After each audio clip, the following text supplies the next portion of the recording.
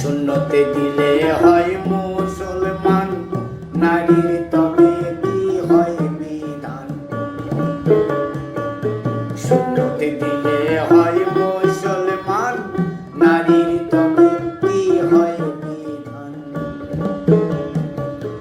বামুনি চিনি পৈতার প্রমাণ, বামুনি চিনি পৈতার প্রমাণ, বামনি চিনব কি করে, সব লোকে কয় লালন কি জাত এই সংসারে।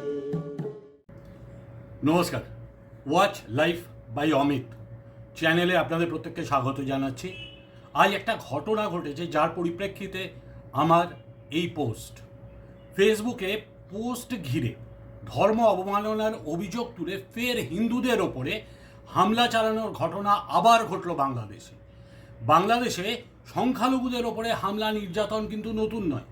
জঙ্গি ও মৌলবাদীরা ছলছুতোয় হিন্দুদের ওপরে যখন তখন হামলা করে। এবার ঘটনাস্থল শরীয়তপুরের ভেদারগঞ্জ উপজেলার মহিষা ইউনিয়নে। কি হয়েছে সেখানে সঞ্জয় রক্ষিত এক 40 বছরের যুবক, তাকে গ্রেফতার করে কারাগারে পাঠিয়েছে পুলিশ। তিনি কি করেছেন? ফেসবুক স্টোরিতে মরমী সাধক লালন সাইয়ের গানের তিনি দুটি লাইন উদ্ধৃত করেছেন।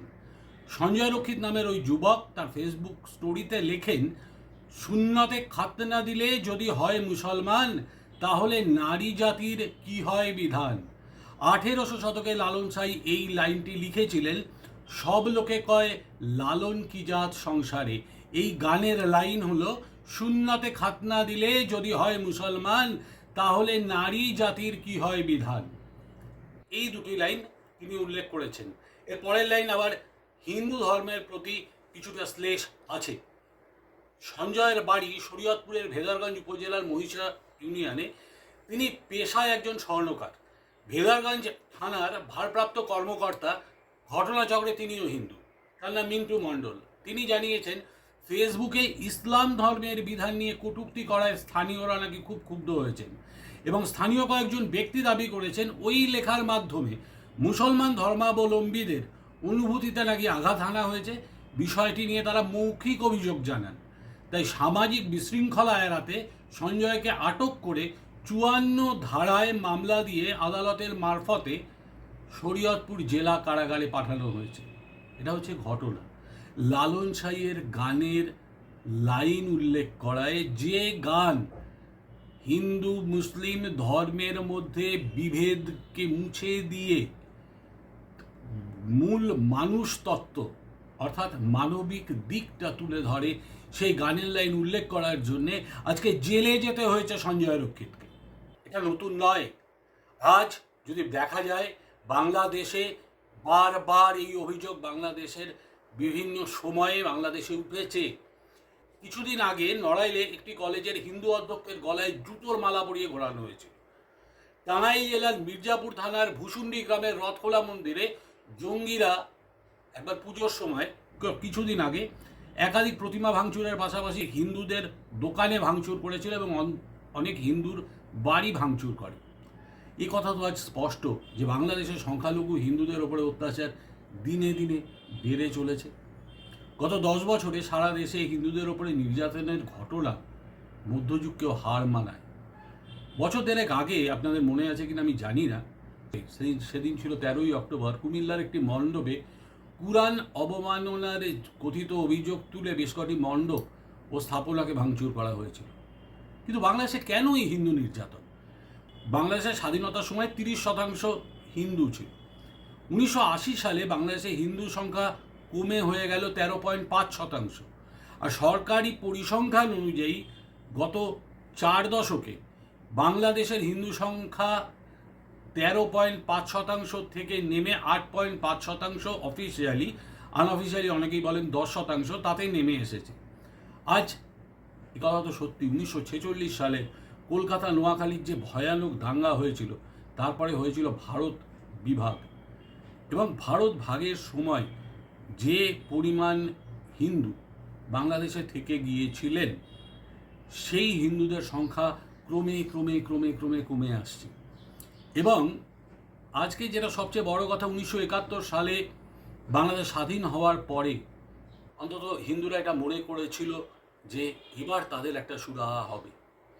কিন্তু কোথায় কি, বঙ্গবন্ধুর মৃত্যুর পর সেই দেশ ভুলে গেল ধর্মনিরপেক্ষতা। 1978 সালে সংবিধান থেকে ধর্মনিরপেক্ষতা শব্দটাই বাদ চলে গেল। 1988 সালে ইসলামকে রাষ্ট্র ধর্ম ঘোষণা করা হলো। 1999 সালে বিএনপি জামায়াতের সঙ্গে জোট করে যখন 2001 সালে তারা জাতীয় নির্বাচনে অংশ নিল এবং জিতল, তারপরে কি ভয়ানক হিন্দুদের ওপরে অত্যাচার শুরু হলো সেটা কহতব্য নয়। তারপরে শুরু হয়ে গেল হিন্দু নিধনযজ্ঞ, এবং তারপরে দেখা গেল যখন বর্তমান শাসক দল তারা ক্ষমতায় এসছে, তারপরে ব্যাপারটা একটু ধামাচাপা দিল। কিন্তু তারপরে দেখা গেল 2013 সালের পর থেকে আবার যে নিষিদ্ধ জামাতে ইসলাম যারা ছিল তারা অন্যান্য দলগুলোর মধ্যে ঢুকে পড়ল, এবং তারা মাদ্রাসা কেন্দ্রিক বিভিন্ন সংগঠন এবং ছোট ছোট ইসলামপন্থী গোষ্ঠীগুলো তার একত্রিত হল, এবং তারাই ছড়ালো বীজ বাষ্প। আজকে এই যে বীজ বাষ্প বাংলাদেশে ছড়ানো হয়েছে, সেই বীজ বাষ্পের ফলশ্রুতি এটা। আর একটা কথা এখানে খুব পরিষ্কার বলি, আমি কিন্তু ইসলামের বিরুদ্ধে কি কথাও বলছি না। ইসলাম হচ্ছে শান্তির ধর্ম, ইসলাম পর ধর্ম সহনশীল। দেখুন, হিন্দু ধর্মে যেরকম শাস্ত্র ও শস্ত্র চর্চা আছে, ইসলাম ধর্মেও তেমনি ধর্মচর্চা এবং একই সাথে সেই ধর্মকে রক্ষা করার জন্য জিহাদ আছে। যেমন ক্রিশ্চিয়ানিটিতে যেরকম তার ধর্মচর্চা, জ্ঞান বাড়ানো এবং তার সাথে ক্রুসেড বা ধর্মযুদ্ধ শব্দটা আছে, তার মানে এই নয় যে অন্য ধর্মের লোককে দেখলেই তাকে ধরো, কাটো, মারো, তা তো নয়। পরধর্ম সহনশীলতা সব ধর্মের মধ্যে আছে। এবং আজ একটা কথা খুব পরিষ্কার বলি, ভারতেও এই ধরনের উগ্রতা এর আগে আমরা প্রত্যক্ষ করেছি। আমি নিজে প্রতিবাদ করেছিলাম আখলাক আহমেদের মৃত্যু, যেটা উত্তরপ্রদেশে ঘটেছিল। গোমাংস রাখার অপরাধে তাকে মেরে ফেলে দেওয়া হয়েছিল। আজ সেই জিনিসটা কমে গেছে। সেই উত্তরপ্রদেশে আজকে এই নির্বাচন, যে নির্বাচন হচ্ছে, সেখানে প্রেডিক্ট করা হচ্ছে সে যোগী আদিত্যনাথের দল অর্থাৎ বিজেপি, তারা নাকি 80-র মধ্যে 77টা আসন পাবে। অর্থাৎ আমি নিজে ইউপিতে বারবার করে গিয়ে দেখেছি যে ওখানকার মুসলমানরা আজকে এই মুহূর্তে বিজেপির সমর্থক হয়েছে। তারা কিন্তু হতে বাধ্য, তাদের করা হয়নি।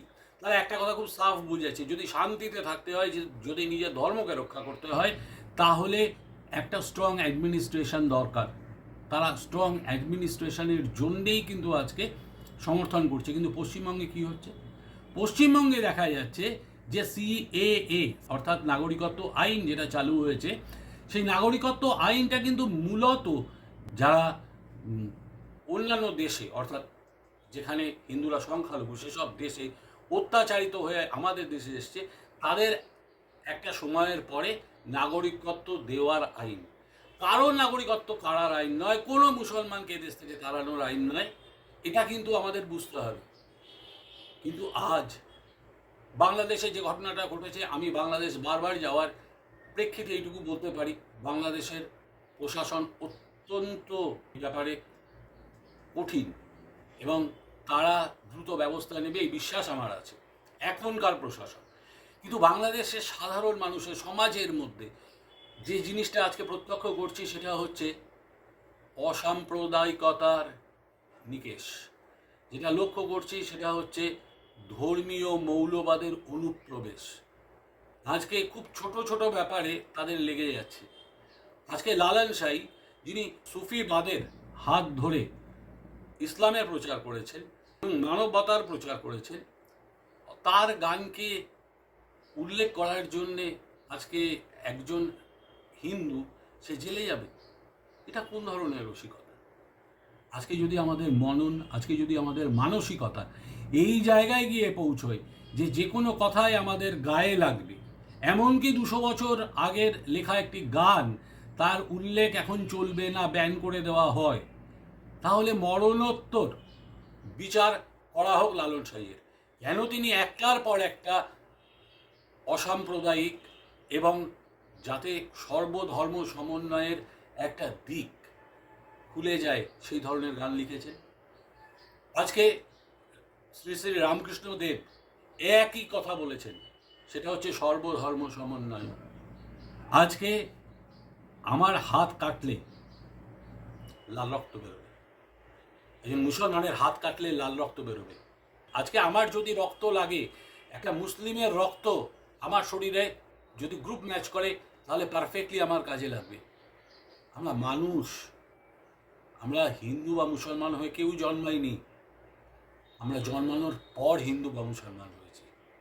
কাজেই এই ধরনের বিভেদ বন্ধ হোক।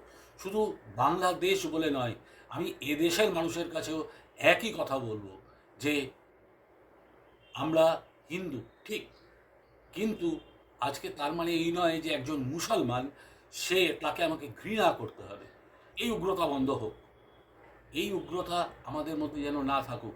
আর হাত জোর করে অনুরোধ করছি বাংলাদেশের সরকারের কাছে যে এই সঞ্জয় রক্ষিত ভদ্রলোককে দয়া করে মুক্তি দিন। তিনি কিন্তু ভালো কিছু হয়তো বলতে চেয়েছিলেন। এটুকুই বলার। নমস্কার, সবাই ভালো থাকবেন, আবার দেখা হবে এর পরের দিন।